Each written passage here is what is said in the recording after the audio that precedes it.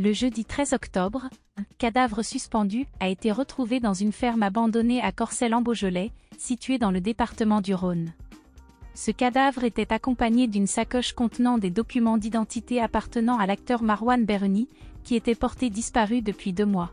C'est ce qu'a annoncé la procureure de Villefranche-sur-Saône lors d'une déclaration faite le vendredi suivant. Une autopsie a été prescrite, et des échantillons d'ADN seront prélevés afin de procéder à l'identification du corps, a déclaré Laetitia Francard dans un communiqué. Les résultats de ces analyses seront communiqués dans un délai compris entre 3 et 15 jours.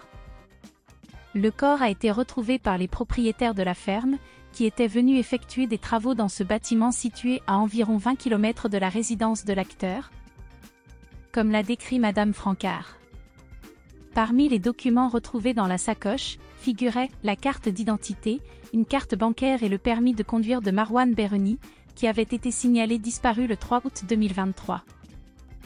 Une enquête préliminaire pour disparition inquiétante a été ouverte, étant donné que l'acteur, principalement connu pour son rôle d'Abdel Fedallah dans la série « Plus belle la vie », n'a plus été aperçu depuis le début du mois d'août, suite à un incident de la route dans lequel il pourrait être impliqué. Le 3 août au soir, une femme âgée de 37 ans a été heurtée par un véhicule à Mâcon à proximité d'une boîte de nuit. Elle a subi de multiples fractures et s'est vue accorder une incapacité totale de travail de 28 jours. Le conducteur du véhicule avait pris la fuite. 2 jours après l'accident, une voiture qui semblait correspondre au véhicule impliqué dans l'accident avait été retrouvée dans la commune de Fleury, située à environ 15 km au sud, comme l'a rapporté le parquet de Mâcon.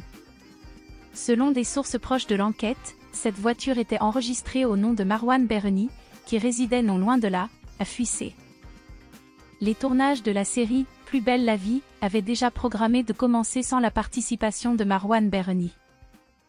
Ils reprendront à la fin du mois d'octobre, marquant ainsi le retour de cette série, la plus longue jamais produite en France, moins d'1 an après la diffusion du dernier épisode sur France 3.